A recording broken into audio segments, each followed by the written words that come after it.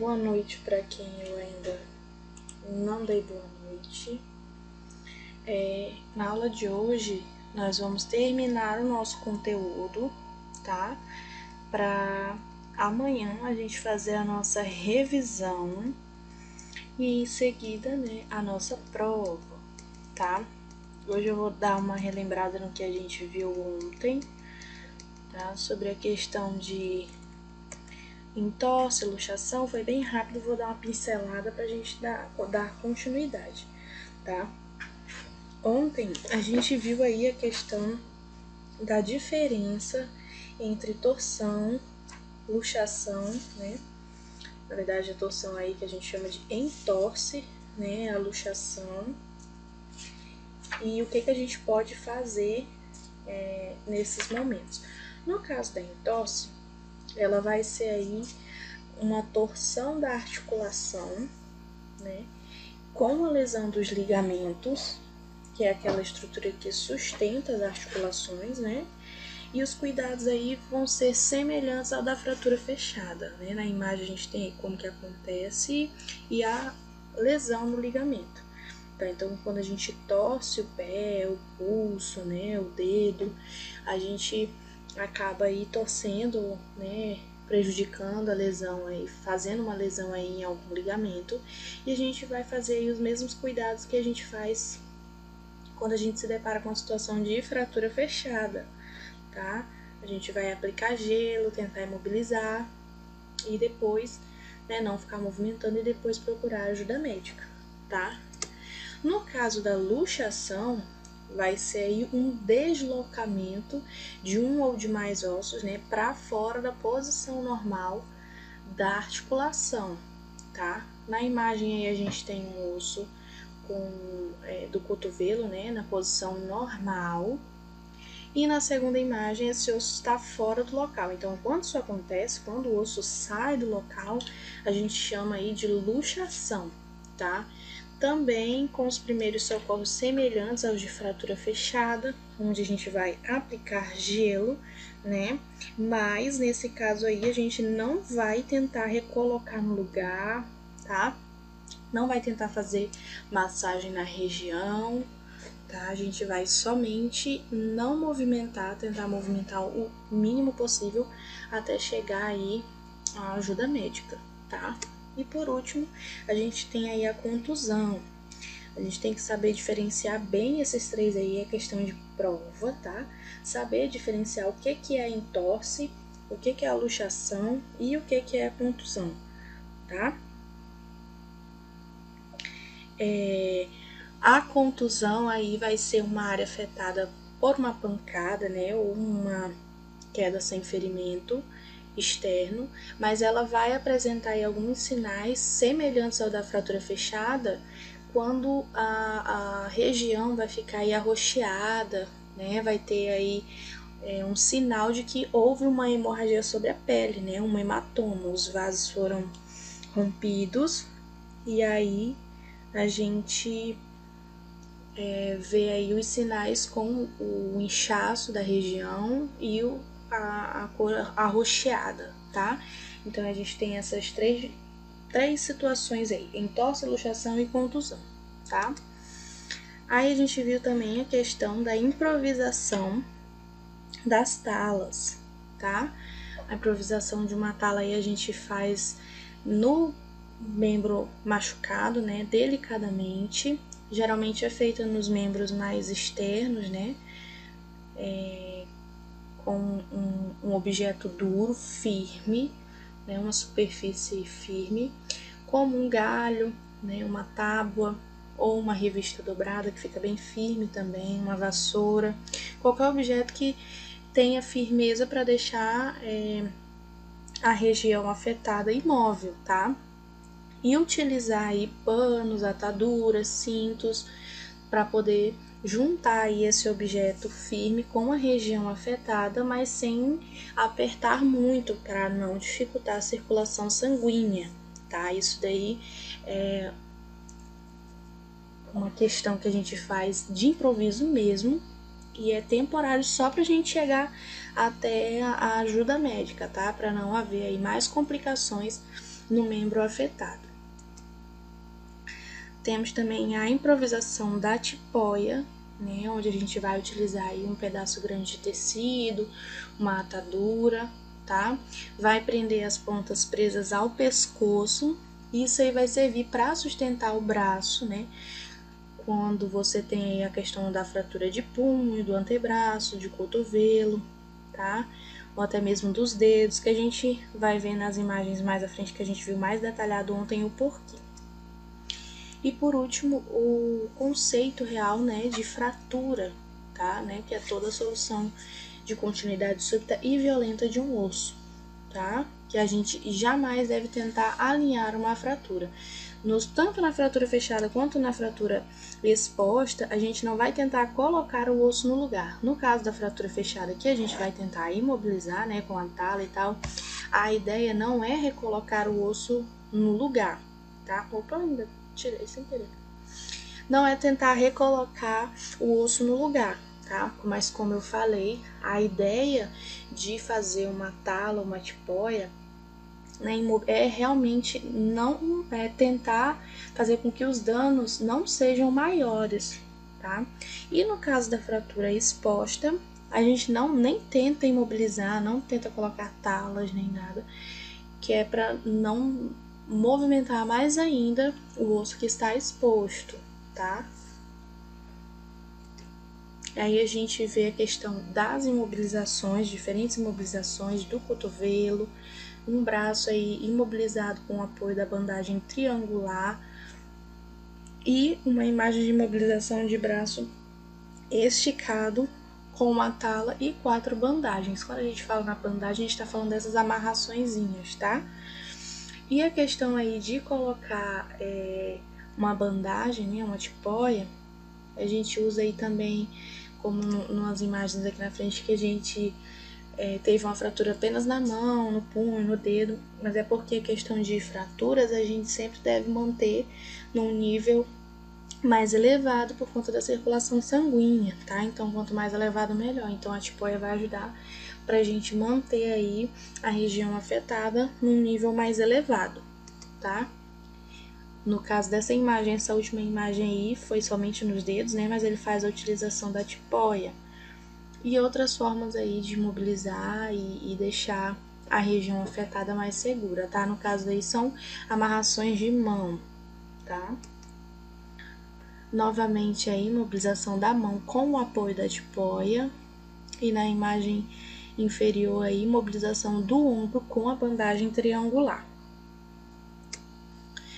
Aqui, ó, imobilização do rosto, né? A questão do nariz, onde tem fratura de nariz, do queixo.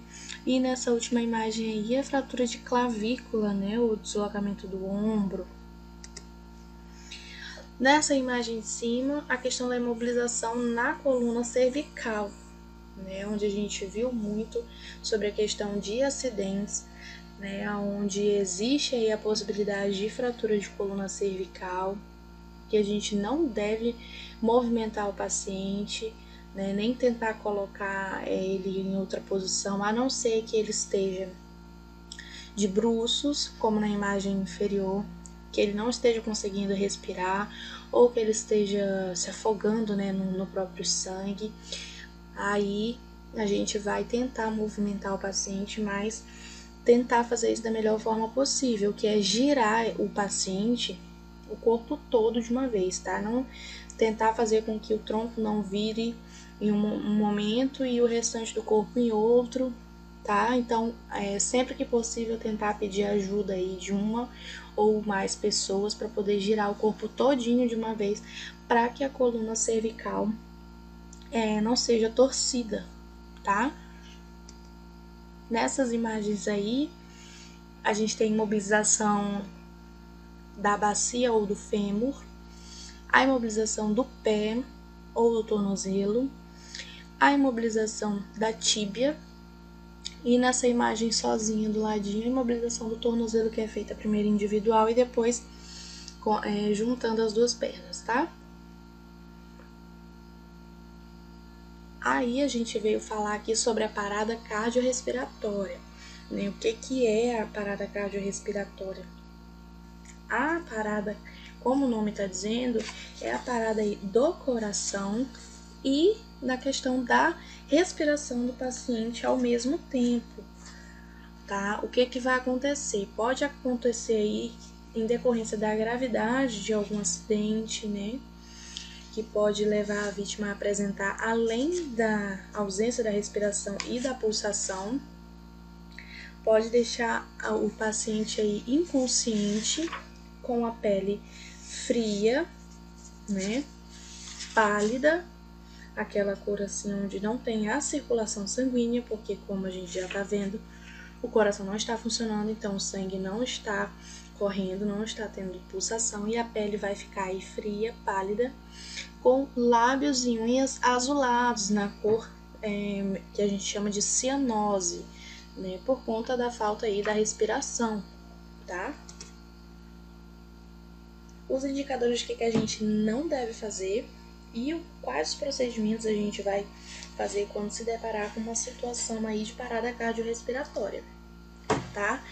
A gente nunca vai dar nada para a vítima comer ou beber ou cheirar, tá? Na intenção de reanimar esse paciente, tá?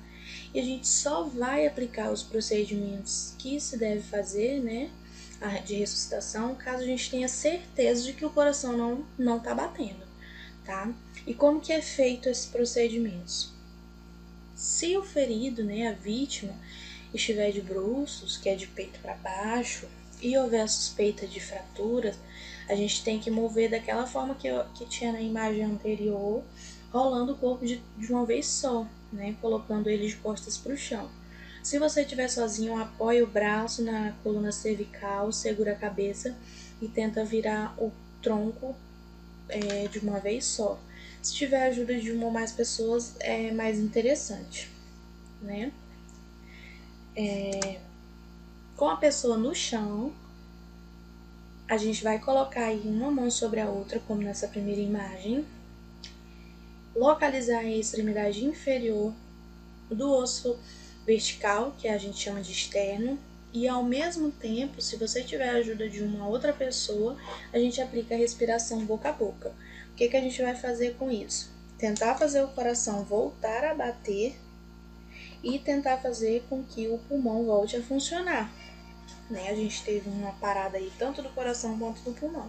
Então a gente vai fazer essa ressuscitação estimulando o coração a bater novamente e estimulando o pulmão a encher de ar de novo. Tá? A gente viu no início da matéria a questão de se você estiver sozinho, você vai fazer uma sequência de 15 segundos, né? Fazendo esse movimento aí de estimular o coração a bater, 2 sopros, né, para tentar encher o pulmão de ar. Isso novamente. Se você tiver a ajuda de uma pessoa, enquanto você faz a massagem cardíaca, né, que a gente chama, vai estimular o coração, você dá uma paradinha, a pessoa que está te ajudando faz aí o sopro e você faz a massagem cardíaca novamente, tá? Podendo ter aí uma alternância para a pessoa que está aí na respiração boca a boca poder fazer a massagem cardíaca caso você canse, né? E você vai lá para respiração boca a boca, porque isso é um processo que não é rápido, tá? Não é questão de segundos. Você passa alguns minutinhos fazendo esse processo aí para tentar reanimar a vítima, tá? E por último, ontem a gente viu a questão das picadas de cobra, né? O que acontece? O que a gente pode fazer para ajudar, o que a gente não deve fazer, né? O que acontece, né? A gente tem aí uma ação vasculotóxica, né? Uma intoxicação dos vasos, das artérias, né? O veneno vai aí circular na corrente sanguínea, né? Isso aí manifesta-se também por hemorragias devido à lesão desses vasos, né? E aí também alguns sangramentos, tais como a gengivurragia, sangramento na gengiva em casos mais graves, tá? Podem aparecer também bolhas, né, necrose. Eu não lembro quem foi, acho que foi a Lecilda que estava contando ontem de um caso, né, do pai dela, que infelizmente teve que amputar um membro por conta da necrose. A necrose é quando a região meio que apodrece, né? Para a circulação sanguínea naquele local. E aí o que acontece aí vem a ser necessário que a gente ampute o membro, tá? Leva também a insuficiência aguda renal após aí 12 horas do acidente, tá? Por isso que sempre que houver picada de cobra, por mais que a gente ache que não é peçonhenta, né, que não tem aí veneno, a gente deve sim procurar atendimento médico, tá? Porque toda picada de cobra é perigosa, traz riscos à saúde da vítima, tá? Outra imagem da questão de como se apresenta a picada de cobra, né? Pode se caracterizar aí por um edema local firme, acompanhado de dor, né? Onde essa dor pode variar aí em ser uma dor mais discreta, né? Mais aceitável, e até uma dor intensa. Pode apresentar também bolhas, como na imagem, né? As necroses e abscessos, tá? Quais os sinais indicadores que a gente possa ter aí uma picada de cobra? O local geralmente vai inchar, a vítima vai sentir dores, né? Sensação de formigamento no local da mordida, manchas rosas na pele, tá? O pulso da vítima vai ficar acelerado, então a gente sente que a circulação do sangue ela está mais acelerada, tá? Uma fraqueza, o paciente que fica fraco, não consegue andar, né? Como no caso que a Alecida estava contando pra gente ontem, que a vítima não conseguiu chegar até em casa porque bate a fraqueza, a visão fica turva, porque o veneno fica aí, né, circulando na corrente sanguínea. Podem ocorrer aí náuseas, né, que náuseas é aquela vontade de vomitar, que a gente fica se sentindo mal, e até os vômitos em si, né, e também podem apresentar dificuldade para respirar, dependendo do grau aí do envenenamento, tá?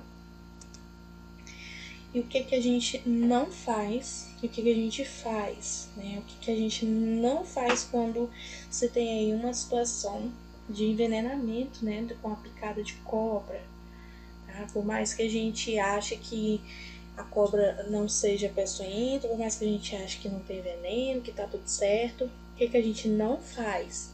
Nada de dar álcool à vítima, sedativos, né?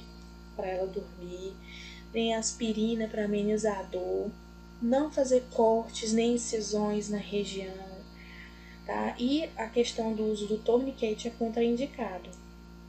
Já vi, acho que em filme, a questão de sugar, furar, né, a região e tentar uma outra pessoa sugar o veneno com sangue da pessoa na região afetada. Gente, não segue essas coisas, tá?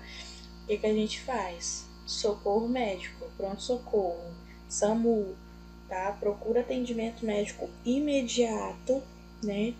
Vai tentar manter o local da mordida abaixo do nível do coração e limpar com água e sabão, tá? Fazer aí a compressa, se for possível, né? Compressa de gelo ou água fria, que eles ajudam a retardar os efeitos do envenenamento, tá? Então, sempre, em qualquer caso, chama o socorro médico ou vai até o socorro médico, né? O pronto-socorro, o hospital, uma clínica mais próxima, para buscar ajuda. E o aliado, como a gente estava conversando ontem no final da aula, sempre é o gelo, né? O gelo aí vai ajudar a gente em várias ocasiões, tanto lá na entorse, na luxação, na contusão, tá? E até mesmo em casos de picadas de cobra, vai ajudar aí na questão daquela sensação de formigamento, né? Vai retardar os efeitos do veneno, então sempre tenho aí guardadinho gelo, tá? Ajuda muito. E hoje a gente vai ver a questão aí dos acidentes domésticos mais comuns e como que a gente deve aí proceder diante dessas situações, né? os acidentes domésticos mais comuns, eles podem derivar aí de contatos com fogo na questão de queimaduras, né? Objetos quentes, água fervente, né? Vapor, substâncias químicas, irradiação solar ou até mesmo choque elétrico, tá? No caso das queimaduras, existem as queimaduras leves, que a gente conhece como queimaduras de primeiro grau, que vão se manifestar apenas com a região avermelhada, né? Uma vermelhidão na região afetada, um pequeno inchaço e aquele incômodo, a dor mesmo, tá? Na questão das queimaduras de segundo grau, a dor vai ser um pouco mais intensa e normalmente aparecem aí bolhas, umidade na região afetada, né? O incômodo é um pouco maior do que aquela queimadura de primeiro grau, tá? E por último, nas queimaduras graves, a gente chama de queimaduras de terceiro grau, a pele vai se apresentar aí esbranquiçada ou carbonizada, né? E, por incrível que pareça, a dor é pouca, tá? Mas aí, visualmente, ela é a pior, tá? Como a gente vê nessa imagem aí, a de primeiro grau é mais superficial, né? Na questão da epiderme. A de segundo grau atinge aí até a derme, né? A segunda camada de pele. Aí nascem a questão das bolhas e o incômodo é um pouquinho maior. No caso da queimadura de terceiro grau, é a mais grave, tá? Atinge mais camadas da pele, até a questão da camada subcutânea, tá? Então, aí lembrem-se que as queimaduras, elas são classificadas em graus, né? As leves são aí de primeiro grau. As queimaduras de segundo grau aí são aquelas queimaduras um pouco mais intensas, né? E as queimaduras graves, que são as de terceiro grau. No caso, se uma vítima estiver aí pegando fogo, né? Se as roupas também estiverem em chamas, a gente nunca deve deixar a vítima correr. A gente viu isso daí na primeira matéria que eu dei para vocês, acho que segurança, né? Saúde e segurança no trabalho, se eu não me engano. Não sei se vocês lembram, que a gente viu como que é formado o fogo, como que que a gente se protege do fogo, quais as atitudes que a gente faz. A gente viu lá naquela disciplina que o fogo é formado aí de oxigênio também, né? Para existir o fogo, precisa ter oxigênio. O oxigênio, ele tá no ar. Se a gente deixa a vítima correr, o fogo vai ser alimentado pelo oxigênio e as chamas, ao invés de diminuírem, elas vão aumentar. E conforme a vítima corre, o oxigênio vai entrando em contato com as chamas e isso vai alimentar para que as chamas fiquem maiores, né? Então, o que a gente deve fazer com um paciente em situação aí de estar, né, em chamas? Não deixa a pessoa correr. Se necessário, derruba no chão, grita, deita, se aquieta, né, se acalma. Deita no chão. Se a pessoa estiver, né, mais tranquila, for uma situação menos grave, ela pode ela mesma bolar no chão. Conforme ela bola no chão, vai entrando em contato com a terra, né, vai abafando, vamos dizer assim, e aí a gente tira esse alimento do fogo, que é o oxigênio, então a chama vai diminuir até apagar. Se a pessoa não estiver obedecendo aos seus comandos de rolar no chão, a gente pode tentar fazer aí, a gente mesmo, né, cobrir a pessoa com um pano, com um cobertor, um tapete, né, um tecido, um casaco, tá? Para poder abafar. Quando não se tem oxigênio, não se tem fogo, tá? O fogo apaga. Então, ou a pessoa bola no chão, ou você vai lá abafar de alguma forma com um tecido, um tapete, um casaco, alguma coisa, né? Para tentar aí cessar o fogo daquela forma que a gente vai aí tirar o alimento da chama, que é o oxigênio. E em seguida a gente procura de imediato o auxílio médico, né?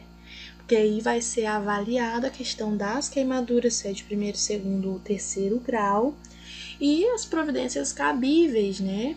Se tem que passar por algum processo cirúrgico, né? A questão de limpagem, né? Higienização da região, tá? E o que a gente não vai fazer em situações de queimaduras, tá? A gente não toca na área afetada, a gente tá ardendo. Dependendo do grau aí, tá na carne viva que a gente chama, né? Então, como é que a gente vai estar aí metendo o dedo aonde tá queimado? Não vai fazer isso, né? Vai arder, vai doer e pode ferir mais ainda a questão da unha. Então, não pega na área afetada, né? Tá? Não furar as bolhas. Então, se cresceu a questão da bolha, deixa a bolha lá. A bolha nada mais é do que o teu sistema de defesa. Tá ali, tá tentando hidratar uma região que tá ali com falta de água, né? O nosso corpo é composto de água, então tá faltando ali, as bolhas estão ali para proteger. Então não fura as bolhas, não tenta tirar os pedaços de roupa grudado na pele quando se acontece o acidente, né? Se você está no local do acidente. Se for necessário, a gente vai recortar em volta da roupa que está sobre a região afetada, tá? Lembra que quando acontece acidente de trânsito, que a pessoa tá presa lá nas ferragens ou que fratura alguma região do corpo e é necessário retirar alguma parte da vestimenta, ninguém chega arrancando diretamente na região afetada. Os socorristas cortam, né, rasgam nas regiões por volta da roupa até poder ela ser retirada. No mesmo caso da queimadura, principalmente se o tecido estiver grudado na pele, a gente não vai tentar arrancar de qualquer jeito, que vai piorar a situação, tá? Gente, nada de utilizar manteiga, pomada, creme dental, qualquer produto doméstico na queimadura, tá? Tem muitas dicas aí, um monte de dicas não, né? Tem um monte de lenda aí de que passar pasta, que a gente chama, né? O creme dental na queimadura vai aí tratar, minimizar, e não faça isso. A gente não utiliza manteiga, pomada, creme dental, nenhum produto doméstico sobre a queimadura, tá? A gente espera o socorro, os socorristas, o SAMU, tenta levar para o hospital sem passar nada que você ouviu por aí que é bom, tá? Não cobrir a queimadura com algodão, né? Com gaze, com nada. E não utilize gelo ou água gelada para resfriar a região, tá? O que a gente vai fazer? Resfriar o local. Se o ferimento for leve, pouco, né? Tenta secar ventilando, né? Sem pressionar muito, com gaze, tá? Em queimaduras de segundo grau, que é aquela um pouquinho mais intensa, né? A gente vai aplicar água fria, mas nada de friccionar. Por isso que a gente fala que não coloca o gelo, que é para o gelo não entrar em contato direto com a pele, porque gelo também queima, não sei se vocês sabem. Quando o gelo fica muito tempo em contato com a pele, a gente sente aquela sensação de ardor, né? Que incomoda, mas aquilo lá, se você continuar segurando, ele vai virar realmente uma queimadura, tá? Então a gente vai jogar água fria aí, sem esfregar, né? E fazer compressas de gaze com vaselina estéril, mas isso é em casos aí onde se tem pessoas preparadas para fazer esses socorros, né? Pessoas que já têm o curso de primeiros socorros habilitadas para isso, tá? Sempre manter a região queimada mais elevada do que o resto do corpo. Foi no braço, mantém o braço elevado, perna também mais elevada.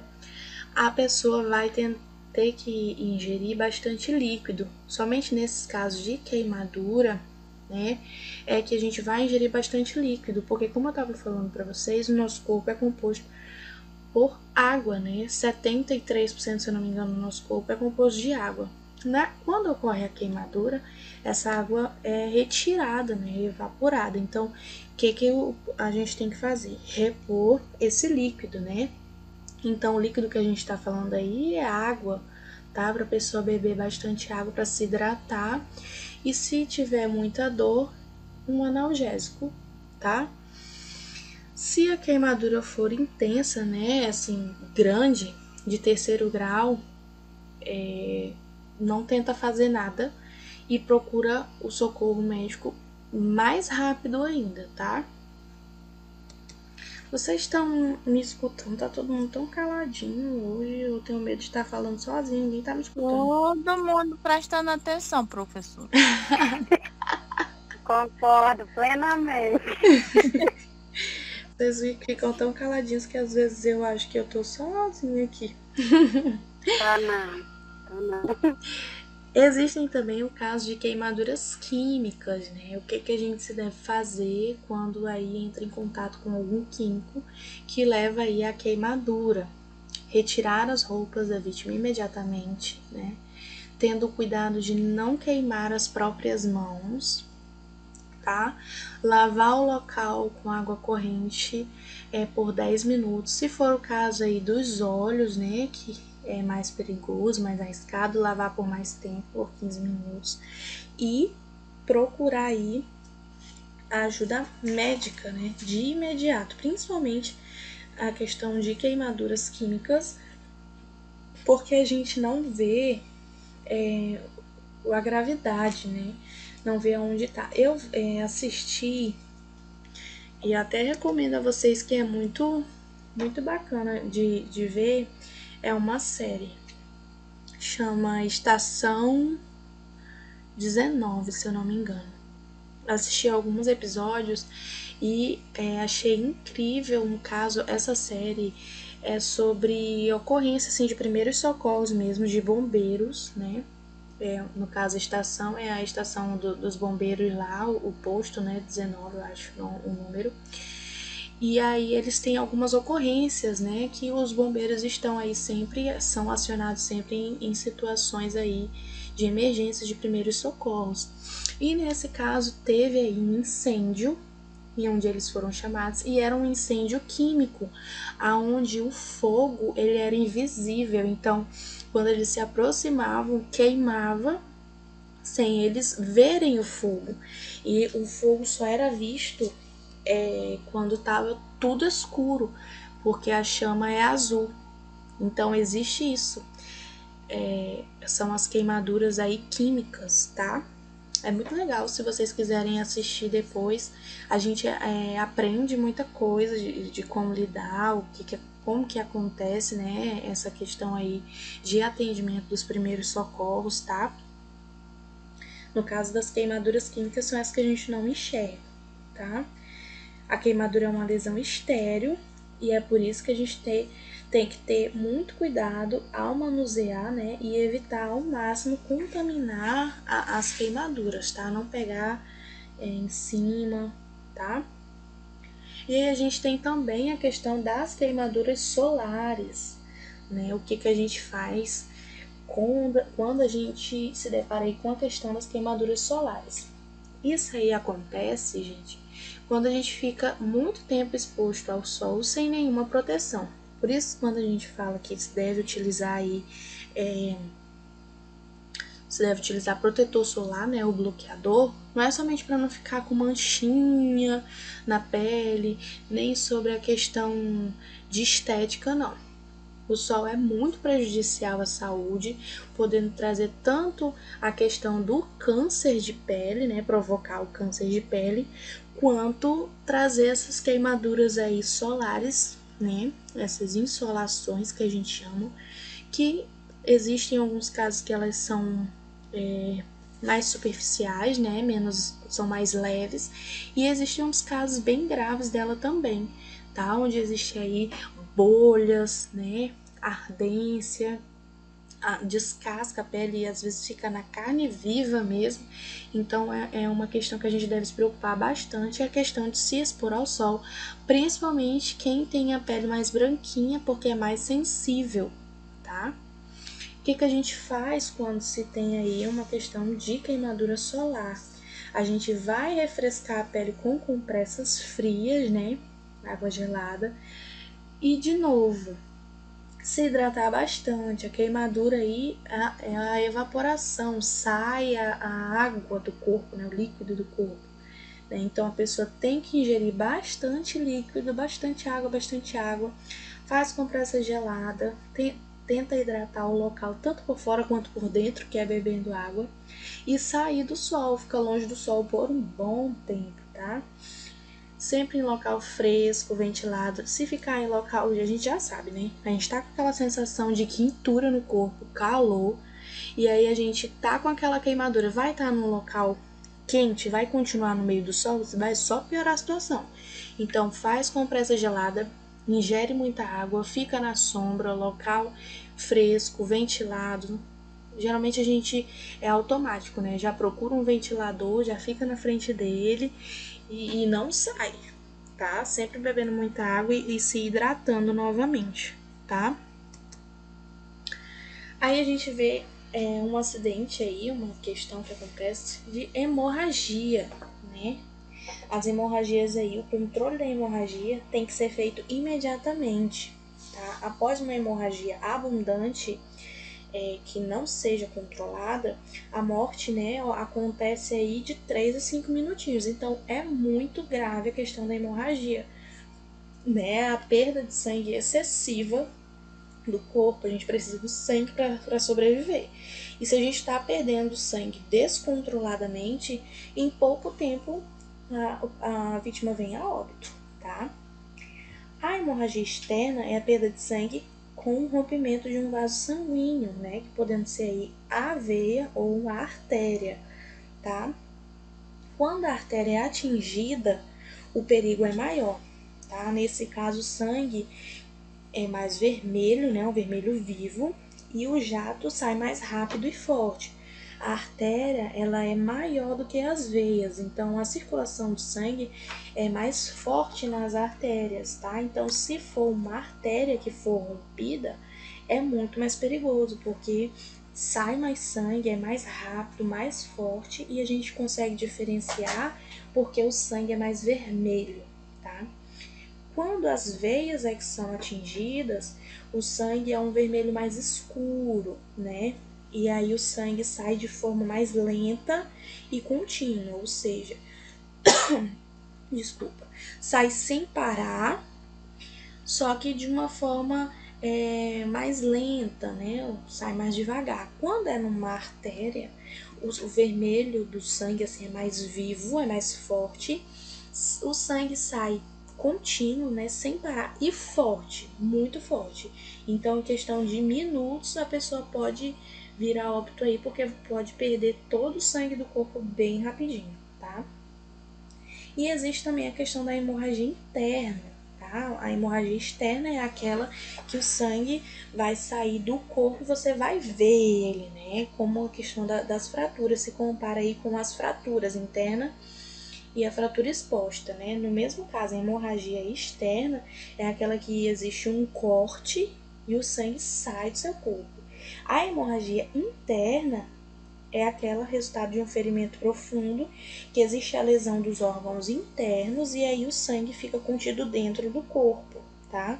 Que é tão perigosa quanto. A gente não tá vendo a quantidade de sangue, mas lá dentro tá um caos, tá? O que a gente faz com a questão dos sangramentos externos, né? A gente vai procurar manter o local que sangra, né, num plano mais elevado que o coração, né, para ter aí essa dificuldade do sangue chegar até o local, tá?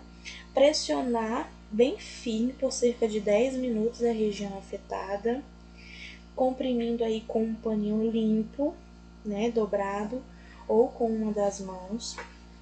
Se o corte for extenso, né, a gente vai tentar aproximar as bordas que estão abertas do ferimento, né, com a ponta dos dedos e tentar manter unida, tá? No caso, com um corte, por exemplo, de uma faca, onde divide em dois lados, né, as bordas aí da mão, por exemplo, da perna, a gente vai tentar juntar essas duas bordas que foram separadas, né, manter elas unidas, tá, com a ponta dos dedos, para que cesse o sangramento, tá?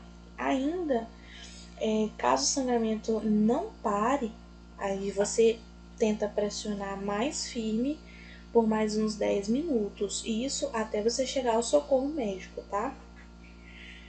Se for mais leve, quando parar de sangrar, a gente vai cobrir aí o ferimento com a gaze, né?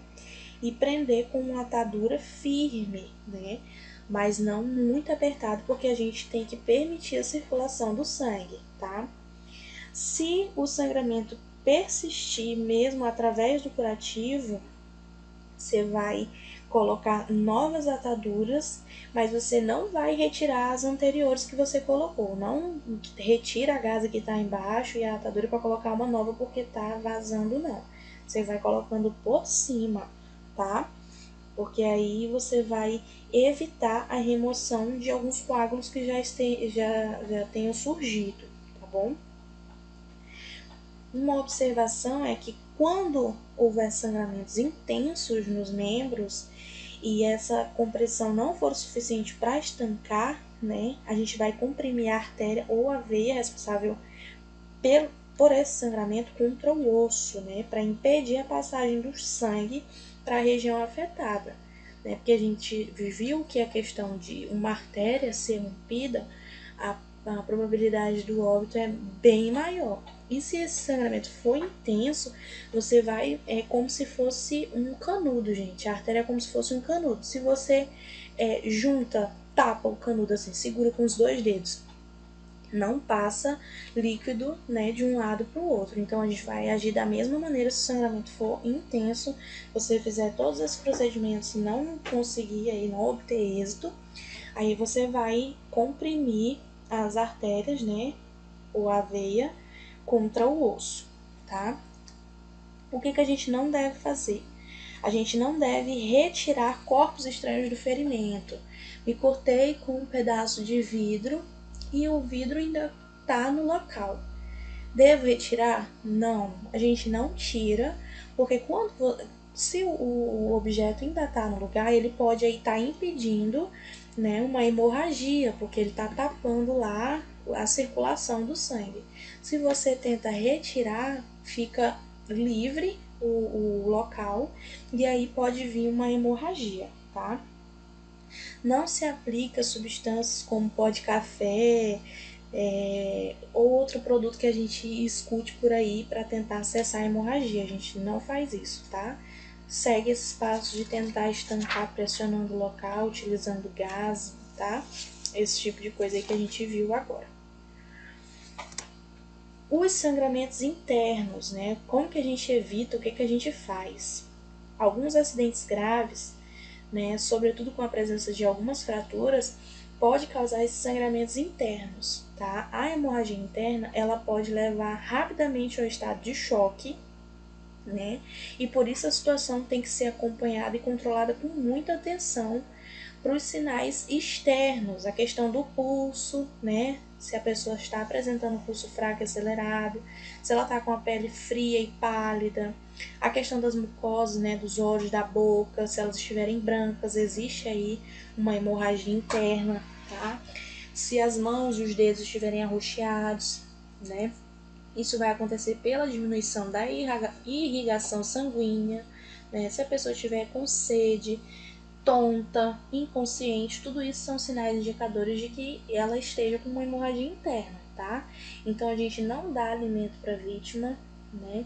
Nem aquece ela demais com cobertores e a gente vai sempre pedir auxílio médico, tá? No caso de sangramentos nasais, né, acontece muito, é comum isso acontecer. O que a gente faz com a questão de sangramentos nasais? Sempre inclinar a cabeça da pessoa para frente, sentada, evitando que o sangue vá para a garganta e a gente engula, né? Que isso aí vai provocar náuseas. Comprime a narina, que sangra, e vai aplicar compressa fria no local, tá? Do jeito da imagem aí. Tenta inclinar um pouquinho para frente e para cima, não deixar a cabeça abaixada e aplicar aí compressas frias, né? Depois de alguns minutos, a gente afrouxa a pressão devagarinho, né? Vai retirando o gelo aí, a compressa, e não assou o nariz, que aí você vai estimular a circulação e aí o sangramento pode voltar, tá? Mas se de todo caso a hemorragia persistir, a gente volta a comprimir a narina com gelo, com a compressa gelada e procura o socorro médico, tá? Porque geralmente, se for um sangramento nasal leve, só com esse procedimento já para, tá? A questão dos torniquetes, né? O que a gente faz? O torniquete ele deve ser aplicado aí apenas em casos extremos, né? E como um último recurso quando não tem aí o sangramento, quando não cessa, tá? O que a gente faz? Amarra um pano limpo um pouquinho acima do ferimento, né? E enrola 2 vezes bem firme e amarra com um nó simples. Em seguida, a gente coloca um bastão sobre o nó do tecido, torce o bastão até estancar o sangramento, que nem nessa imagem que tem aí no slide, tá? E firma o bastão, né, com as pontas livres da tira de tecido, tá? A gente marca o horário que foi aplicado o torniquete e procura o socorro médico, né? E aí a gente vai desapertando a cada 10 ou 15 minutos para manter a circulação do membro afetado. Então, o torniquete não é você cessar a circulação e deixar lá pro resto da vida, não. Fecha, né? Tenta cessar aí a circulação apertando um local um pouquinho acima do ferimento, mas a cada 10 ou 15 minutos, se demorar a chegar no socorro mais do que isso, desaperta para manter a circulação do membro e depois amarra de novo, tá? A técnica de estancamento em ferimentos, como que se dá? A gente tem algumas imagens aí, né? A questão de estancamento por elevação do membro, a gente levanta o membro afetado. Controle da hemorragia com bandagem, tá? Amarrando alguma coisa para evitar aí a circulação sanguínea. E aí alguns tipos de hemorragia. A hemorragia capilar, né? Que é a saída de sangue em pouca quantidade. A venosa, né, que são aí a das veias, que eu estava explicando para vocês que ela é mais lenta e contínua, né? O sangue aí vai ser mais escuro, mais arroxeado. E a hemorragia arterial, né, que é aquela saída contínua, né, intermitente, forte, né, e com um sangue vermelho mais vivo, tá? A remoção ou a movimentação de um paciente, né, de um acidentado, tem que ser feita com muito cuidado, tá? A fim de não agravar as lesões existentes, né? E antes da remoção da vítima, a gente tem que tomar algumas providências, né? Que é sempre imobilizar, verificar os sinais vitais, né? E sempre ligar aí para o socorro médico. Aí a gente tem os casos de afogamento, tá? Sobre esses cuidados para poder movimentar a vítima, a gente vem vendo aí desde a primeira aula, né? Sempre deixar a vítima em um lugar seguro, mover de costas, né? Sempre procurar a ajuda de outra pessoa, mantê-la aquecida, apoiar sempre a cabeça da pessoa, questão da coluna cervical.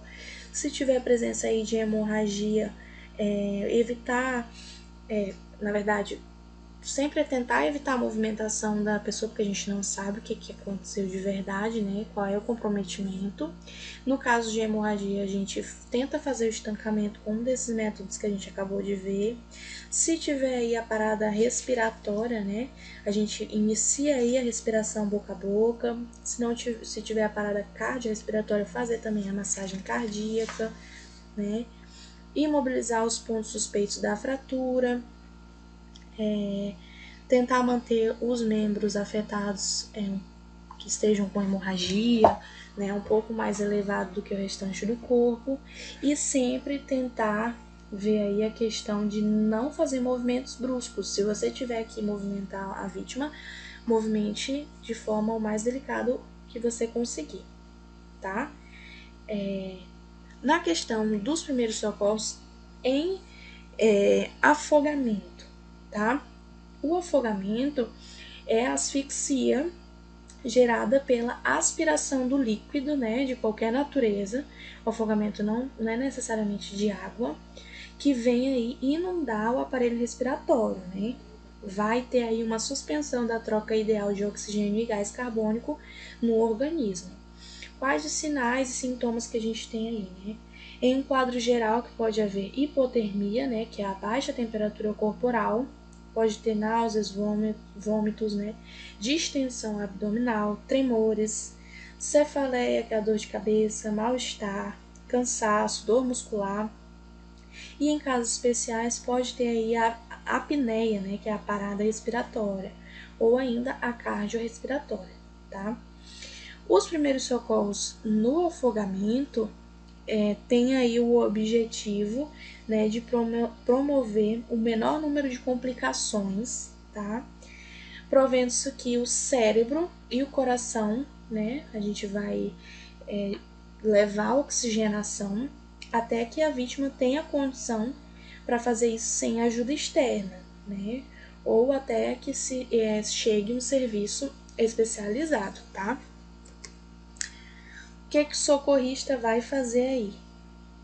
O socorrista vai promover o resgate imediato e apropriado, né? Nunca gerando uma situação em que ambos, né, a vítima e o socorrista, possam se afogar, sabendo sempre que a prioridade no resgate não é retirar a pessoa da água, tá? Mas é fornecer um apoio, um meio que a pessoa se apoie, né? Para que ela a gente pode fazer esse resgate aí, não obrigatoriamente entrando na água e buscando a vítima, mas oferecendo um material flutuante, né? Ou um transporte para que a pessoa possa ficar de pé, né? Se apoiar e tentar respirar sozinha. Né? O socorrista deve saber reconhecer aí uma apneia, né? A falta da respiração. E uma parada cardiorrespiratória para saber prestar a reanimação cardiopulmonar, tá? Lembrando que, gente, por mais que você saiba nadar e você se depare com uma situação de afogamento, não tenta entrar na água, porque às vezes ocorre um afogamento duplo, tá? Você vai tentar ajudar a pessoa e no desespero ela acaba te prejudicando, te afogando também, tá bom? O resgate, né? O resgate ele deve ser feito aí por algumas fases consecutivas, né? Compreende aí a fase da observação, você vai observar o que está acontecendo, no caso do socorrista, tá, gente? Da entrada na água, a abordagem da vítima e o reboque da vítima, né? E aí também o atendimento da mesma, tá? E existe aí a fase de observação, que é aquela observação do acidente, ele vai verificar aí provavelmente a profundidade do local, se existem mais de uma vítima envolvida, o material que ele tem disponível para o resgate, né? Ele vai tentar o socorro sem a sua entrada na água, vendo aí se tem algum material à disposição, né, para poder boiar na água.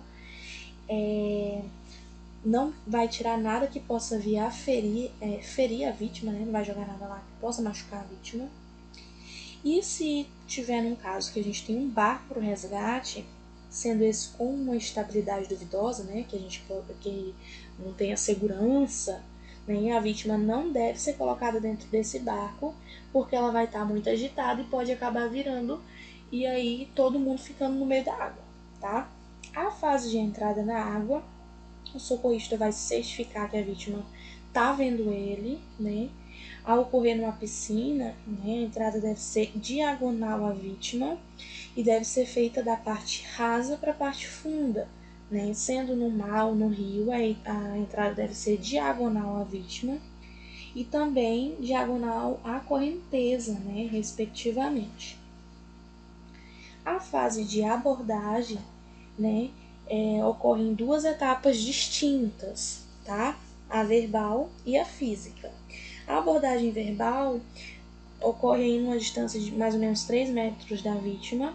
O socorrista vai se identificar, tentar acalmar a vítima de longe. Caso consiga, vai dar instruções para que se posicione de costas, habilitando uma aproximação, né, sem riscos.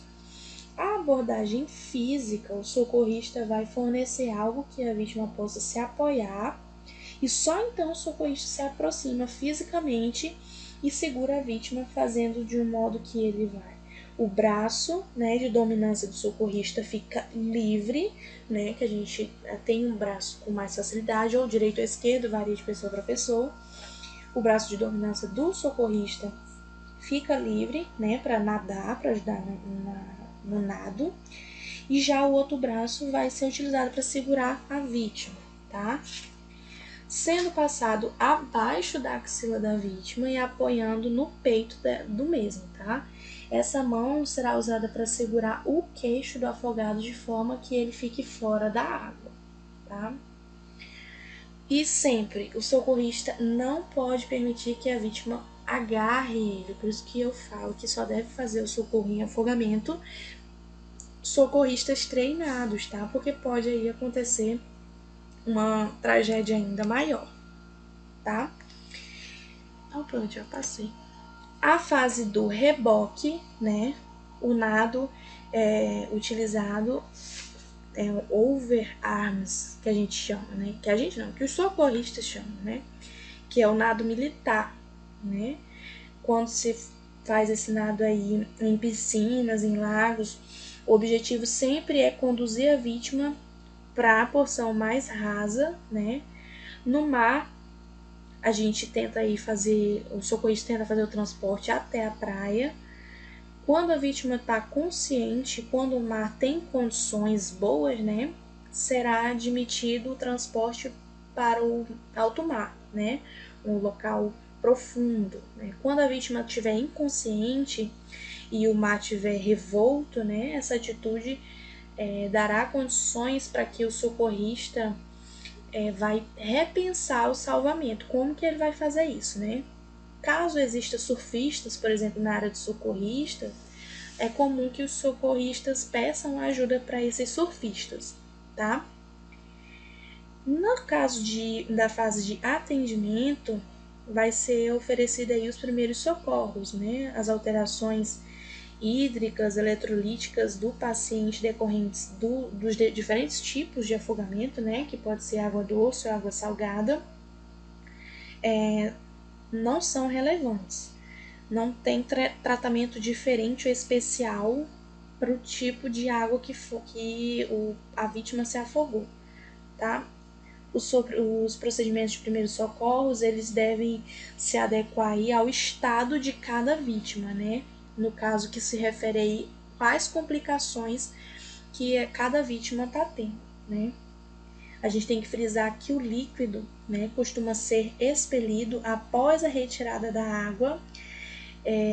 Ele provém do estômago e não dos pulmões. Por isso, a saída deve ser manual, tá? Não se deve forçar provocando vômito, pois pode gerar mais complicações, tá? Caso o acidente não tenha sido visto pelo socorrista, ele deve considerar que a vítima possui aí um traumatismo raquimedular, né? E deve tomar todos os cuidados, né, com o paciente com esse tipo de patologia, tá? A nível de primeiros socorros, a gente deve sempre saber que a gente tem que acalmar a vítima em todos os sentidos, tá? Tanto no afogamento como na fratura, queimadura. Se a gente vai oferecer os primeiros socorros, a gente tem sempre que tentar tomar a frente da situação, acalmar a vítima, né? Manter ela sempre deitada em decúbito dorsal, né? Com a barriga para cima, tá? Caso seja no afogamento inconsciente,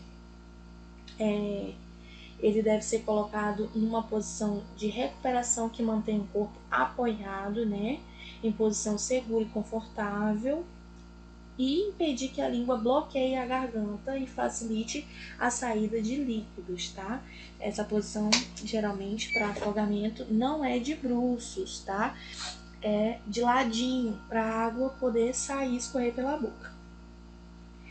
Outros procedimentos, em alguns casos particulares, seriam fazer a desobstrução das vias aéreas, né, através daquela extensão do pescoço, né, que a gente viu lá nas primeiras aulas de tração da mandíbula, né, extensão de pescoço, a retirada de algum corpo estranho, né, da tração mandibular, atentando sempre para a questão se não tem trauma cervical, né, se não tem comprometimento na coluna cervical. Em vítimas com parada respiratória, fazer a questão da respiração boca a boca, né, para manter a oxigenação cerebral. E em vítimas com parada cardiorrespiratória, efetuar aí a ressuscitação cardiopulmonar, né, em casos que o tempo de submersão seja desconhecido ou inferior a 1 hora, tá? Fazer sempre a ressuscitação. E esse foi o nosso assunto de hoje e da nossa disciplina. Nós terminamos hoje com afogamento. Alguma dúvida?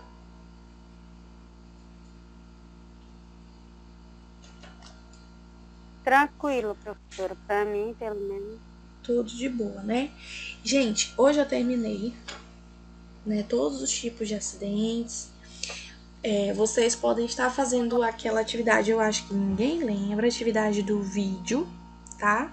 Para vocês falarem aí, escolherem um tipo de acidente, desses todos que a gente falou, fazer um pequeno videozinho de no máximo 3 minutos e mandar lá no grupo até o dia da prova. A gente pode combinar de ser mandado, todo mundo mandar ele no dia da prova, tá? No dia 6. Amanhã é dia 5, a gente vai ter a nossa revisão, a aula normal, tá? E no outro dia, dia 6, eu envio a prova por volta do meio-dia. Aí vocês podem, a gente pode estar combinando a entrega do vídeo no dia 6, pela manhã. Tudo bem? O que vocês acham?